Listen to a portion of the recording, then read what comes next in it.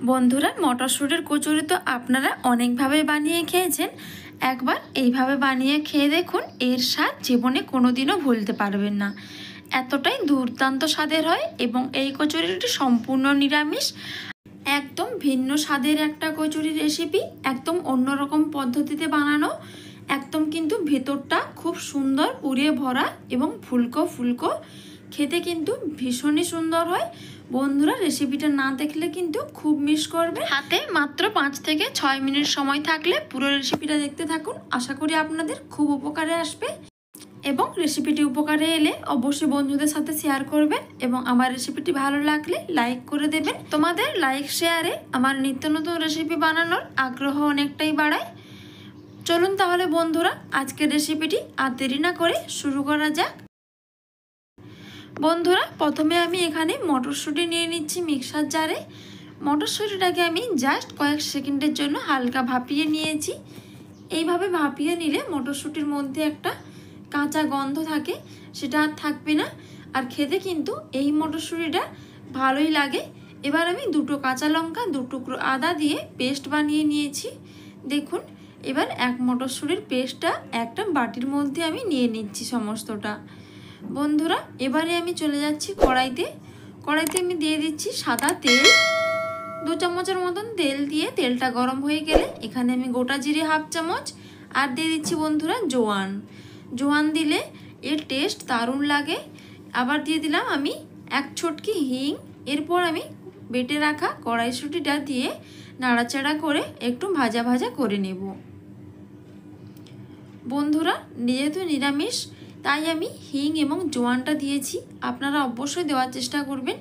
এরপর লবণ, জিরে গুঁড়ো আর দিয়ে দিচ্ছি ধনে গুঁড়ো হাফ চামচ পরিমাণ করে, আর দিয়ে দিলাম 1 চামচ পরিমাণ চিনির গুঁড়ো। আপনারা চাইলে গোটা চিনিটাও অ্যাড করতে পারেন, তাতেও কোনো সমস্যা নেই। এবারে আমি দিয়ে দিচ্ছি এখানে 2 চামচ পরিমাণ ছোলার ছাতু, 1 চামচ পরিমাণ ঘি। এতে ফ্লেভারটা দারুণ আসে ঘিয়ের, এবং ছোলার ছাতুটা দেওয়ার ফলে বাইন্ডিংটা ভালো হয় এবং টেস্টটাও দারুণ হয়। দেখুন, খুব সুন্দর একটা বাইন্ডিং হয়েছে। এবারে আমি পুরটাকে তুলে বাটির মধ্যে ঠান্ডা করে নেব। বন্ধুরা, এবার আমি একটা বড় বাটির মধ্যে নিয়ে নিচ্ছি এখানে 2 কাপ পরিমাণ আটা এবং ময়দা আমি মিশিয়ে নিয়েছি। আপনারা চাইলে শুধু আটা কিংবা শুধু ময়দাও নিতে পারেন। এবারে আমি সামান্য পরিমাণের লবণ, 2 চামচ পরিমাণ চিনির গুঁড়ো আর দিয়ে দিলাম 2 টেবিল চামচ সাদা তেল দিয়ে এবার ভালোভাবে মাখিয়ে নিচ্ছি। বন্ধুরা, মাখানোর পরে দেখবেন যে হাতে মুঠো হয়ে যাচ্ছে, তখনই ভাববেন যে ময়ানটা ঠিকঠাকভাবে হয়েছে। এবার অল্প অল্প জল দিয়ে মেখে নেব। এই ডোটা একটু ভালোভাবে হাত দিয়ে ডলে ডলে মেখে নিতে হবে, তাহলে কিন্তু এই কচুরিটা একদম খাস্তা এবং ফুলকো হবে। বন্ধুরা, আমি এখানে প্রায় 5 মিনিটের মতন ডলে ডলে মেখে নিয়েছি খুব ভালোভাবে। দেখুন, একদম ভীষণই সফট হয়েছে। এবারে উপর থেকে অল্প করে সাদা তেল লাগিয়ে আমি 5 মিনিটের জন্য জাস্ট রেস্টে রেখে দেব।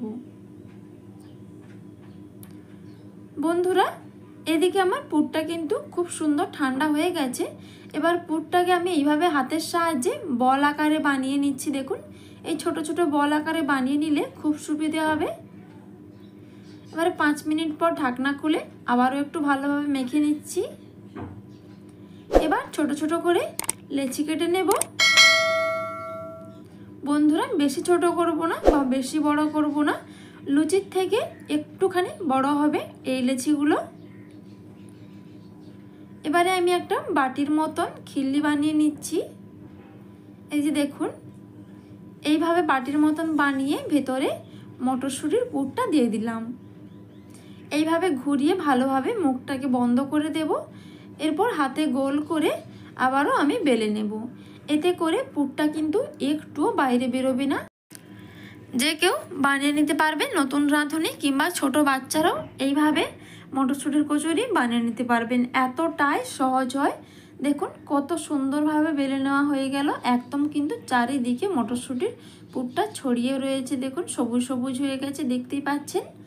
এবারে আমি আবারও একটা বাটির মতন বানিয়ে পুরটা দিয়ে দিলাম। পুরটাকে এইভাবে গোল করে নিলে কিন্তু খুব সুবিধে হয়। এবারে অল্প পরিমাণে ময়দা ছিটিয়ে আবারও আমি বেলে নিচ্ছি। বন্ধুরা, এগুলো বেলতে কিন্তু একদমই সহজ এবং খুবই কম সময় এগুলো রেডি হয়ে যাবে। এবার আমি কড়াইতে সাদা তেল দিয়ে দিচ্ছি। সাদা তেলটা গরম হয়ে গেলে এবারে একটা একটা করে ছেড়ে আমি খুব সুন্দর করে ভেজে নেব। দেখুন কত সুন্দরভাবে ফুলে উঠছে। আপনারা যদি বেশি খাস্তা মুচমুচে করতে চান তাহলে একটু বেশি টাইম মিডিয়াম আঁচে ধরে ভেজে নেবেন। আমি বেশি খাস্তা করতে চাই না, এরকম সাদা সাদা রেখেই তুলে নিচ্ছি। দেখুন কত সুন্দর দেখতে লাগছে।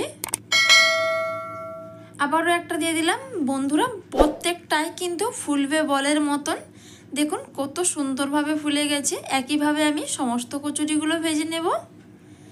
এই যে বন্ধুরা, আমি এখানে প্লেটে সাজিয়ে নিয়েছি। আরও কিন্তু আমার অনেকগুলো কচুরি হয়েছে। আমি এখানে প্লেটের পরিমাণ অনুযায়ী সাজিয়ে নিয়েছি আপনাদের দেখানোর জন্য। এবার ভেতরটা দেখুন কতটা সুন্দর হয়েছে, একদম কিন্তু পুরে ভরা।